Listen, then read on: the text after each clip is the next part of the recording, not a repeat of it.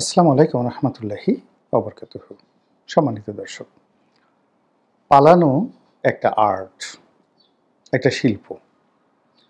যুদ্ধ করা যেভাবে একটি দক্ষতা, যুদ্ধে জয়লাভ করা যেভাবে একটি কৌশল, এবং জয়লাভ করার পর ক্ষমতা সুসংহত করে সুশাসন প্রতিষ্ঠা করা যেমন সফলতা এবং সার্থকতা, তেমনি যুদ্ধক্ষেত্র থেকে পিছিয়ে যাওয়া এবং যুদ্ধক্ষেত্র থেকে পালিয়ে যাওয়া, এটিও একটা আর্ট, বিশাল আর্ট। এই পৃথিবীতে যত বিখ্যাত গেরিলা যোদ্ধা রয়েছেন, যেমন চে গুয়েভারা, ধরুন নেলসন ম্যান্ডেলা, তারপর শেরশাহ, আমাদের পাক ভারত উপমহাদেশকে বলা সারা দুনিয়ার কিংবদন্তির শাসক শেরশাহ। ওনারা সবাই খুব বিখ্যাত গেরিলা যোদ্ধা ছিলেন এবং সম্মুখ যুদ্ধের চাইতে গেরিলা যুদ্ধ দিয়েই কিন্তু তারা ক্ষমতার শীর্ষ পর্যায়ে পৌঁছে গেছেন। আরও একজন লোক ছিলেন ইখতিয়ার উদ্দিন মোহাম্মদ বিন বখতিয়ার খিলজি। তো এরকম অসংখ্য লোকের নাম আমি বলতে পারবো, যারা যুদ্ধক্ষেত্রে যুদ্ধ করার চাইতে প্রতিপক্ষকে প্রলুব্ধ করে যুদ্ধের মাঠে আনা, তারপর তাদেরকে ঘোরানো এবং তাদের সঙ্গে কোনো যুদ্ধ না করে পালিয়ে যাওয়া। এরপর আবার ফিরে এসে যারা পালাচ্ছিলেন বা ফিরে যাচ্ছিলেন তাদের মধ্যে নতুন একটা সংঘাত তৈরি করা, এবং এভাবে করে করে করে করে তারা এক একটা ইতিহাস তৈরি করে ফেলেছেন। এই কারণে বলা হয় যে যুদ্ধ যেমন একটি সফলতা, যুদ্ধ যেমন একটা কৌশল, যেমন একটা আর্ট, তেমনি যে কোনো যুদ্ধে সৈনিকদেরকে কিভাবে পালাতে হয়, পশ্চাৎপদ হতে হয়, এটা জানতে হবে। এবং সবসময় দেখবেন যে পৃথিবীর সবচেয়ে শক্তিশালী যে প্রাণীগুলো, শক্তিশালী প্রাণী যাদেরকে পাওয়ার ইউনিট বলা হয়, তাদের পিছনের পায়ে শক্তি থাকে। যেমন ঘোড়া, আপনি দেখবেন যে ঘোড়ার যত শক্তি তার পিছনের পায়ে, এবং ঘোড়ার একটা লাথি সঙ্গে সঙ্গে একটা কুমির মারা যায়। তারপর জেব্রার যে শক্তি, তার পুরো শক্তিটাই তার পায়ে, পিছনের পায়ে, এবং জেব্রার একটা লাথি সহ্য করার মতো ক্ষমতা বাঘ কিংবা সিংহের নেই, এত শক্তিশালী। তো আমাদের যে আমরা যে গাড়িগুলো চালাই, দেখবেন যে ফ্রন্ট এক্সেল, রিয়ার এক্সেল, এবং যত শক্তিশালী হর্স পাওয়ার, সেই হর্স পাওয়ারের মধ্যে 4 হুইল ড্রাইভে তাদের পেছনের চাকাতে শক্তি বেশি থাকে। আর যে গাড়িগুলো লাইট ভেহিকেল আমরা সাধারণত চালাই, এই চাকাগুলো সামনের দিকে বেশি থাকে। আবার ধরুন মানুষের ক্ষেত্রে যদি আপনি ধরেন, যারা বক্সিং করেন, মারামারি করেন, তলোয়ারবাজি করেন, তারা হাতকে শক্তিশালী করেন, পেশিবহুল করেন। কিন্তু যারা রাষ্ট্র পরিচালনা করেন, তারা হাতের চাইতে পাকে বেশি শক্তিশালী করেন। এই যে সেনাবাহিনী যে লেফট রাইট করে, সারাক্ষণ যে লেফট রাইট করে, এই লেফট রাইটের মধ্যে মূলত তাদের পাকে সচল রাখা।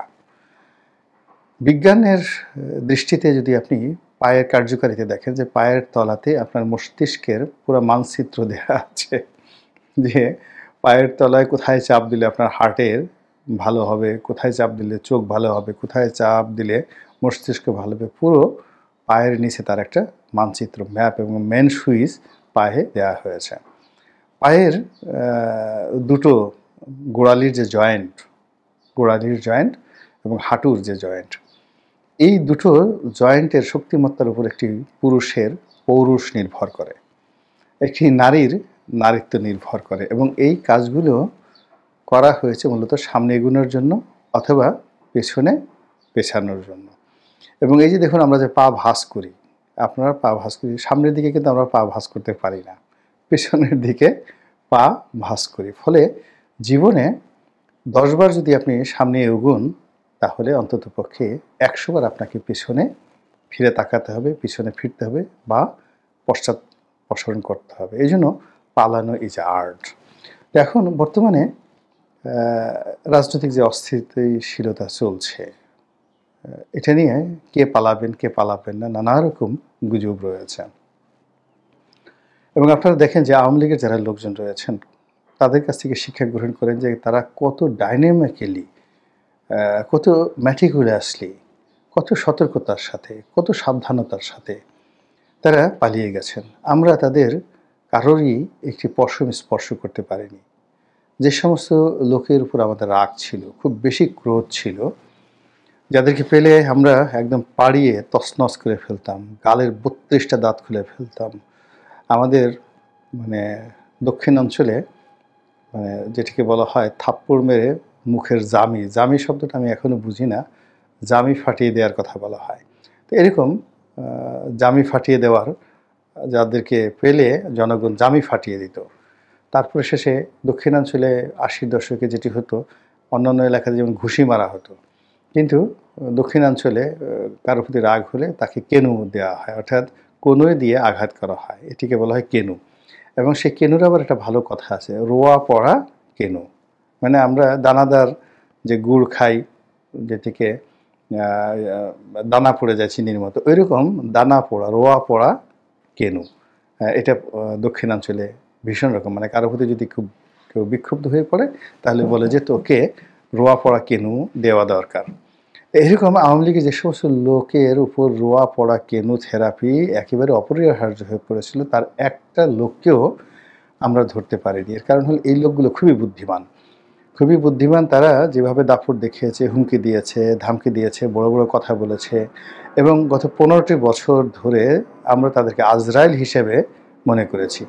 কিন্তু যখনই পরিবেশ পরিস্থিতি প্রতিকূলে চলে গেছে, কোন ফাঁকে ফুরুত করে তারা সবাই নিরাপদে যে কীভাবে চলে গেছে, with their family, with their money এবং with their asset and everything, যে একটা দোদুল্যমান অবস্থার মধ্যে আছে, অনেকের আমাশয় শুরু হয়ে গেছে এই বর্তমান অস্থিতিশীল অবস্থায়। অর্থাৎ আমি ২০২৫ সনের এই মার্চ মাসের শেষ সপ্তাহের কথা বলছি। অনেকের এই রাজনীতির ময়দানে রীতিমতো ডিসেন্ট্রি, আমাশয় শুরু হয়ে গেছে, আসে আসে ভাব। অনেকের যারা দোয়া দরুদ পড়েন, তসবি টিপতে গিয়ে সুবহানাল্লাহ আলহামদুলিল্লাহর পরিবর্তে অন্য কিছু চলে আসছে। অনেকে এতেকাফে বসেছেন ভালো কিছু পাওয়ার জন্য, আবার অনেকে এতেকাফ বসার পরেও সেটা ছেড়ে দিয়েছেন, টেনশনে এতেকাফ হচ্ছে না। তারপর রাস্তাঘাটে হই হুল্লোড় নেই, এবং পুরো পরিস্থিতি কেমন যেন একটা ভীতিকর অবস্থা। চারিদিকে শুধু নানা রকম গুঞ্জন, এটা আসবে, ওটা আসবে, এটা হবে, ওটা হবে। এ সব মিলিয়ে এখন সাহস দেখানোর কোনো স্কোপ নেই। তারপরে এখন স্থিতিশীল কোনো অবস্থা তৈরি হওয়ার কোনো প্রেক্ষাপট নেই। এখন যারা সাধারণ মানুষ তারা চুপ থাকবেন, এবং ক্ষমতার ছড়ি যাদের হাতে, তারা ক্ষমতার ছড়ি ঘোরাবেন, এবং ক্ষমতার ছড়ি গত ৭ মাসে অন্তত ৭ থেকে ৮ বার বিভিন্ন পয়েন্টে ঘুরপাক খেয়েছে, এবং এখনও কিন্তু ঘুরপাক খাচ্ছে। অর্থাৎ এই ক্ষমতার ছড়িটি কোনো বিশেষ ব্যক্তি বা বিশেষ গোষ্ঠীর হাতে স্টেবল অবস্থায় নেই। তো যখন আপনি ধরুন গোকরা সাপের ফনা, এটি যেদিকে মুখ করে ওইদিকে কিন্তু সর্বনাশ ঘটে থাকে। কিংবা আপনারা যারা একটা বিখ্যাত সিনেমা আছে মিস্টার ইন্ডিয়া, তো মিস্টার ইন্ডিয়াতে আপনার অনিল কাপুরের যে অনবদ্য অভিনয় আপনারা দেখেছেন, এবং বোগাম্বো হিসেবে অমরিশ পুরীর অভিনয় আপনারা দেখেছেন। সেখানে হঠাৎ করে দেখা গেল যে অনিল কাপুর একটি পোশাক পরার সঙ্গে সঙ্গে ভ্যানিশ হয়ে যান, তাকে দেখা যায় না। তো তার হাতে যদি চাবুক থাকে, তার হাতে যদি বন্দুক থাকে, সেটা ঘুরতে থাকে, বিভিন্ন জায়গাতে ঘুরতে থাকে। অর্থাৎ বন্দুক এবং চাবুকটি দেখা যায়, কিন্তু তার পিছনের মানুষটিকে দেখা যায় না।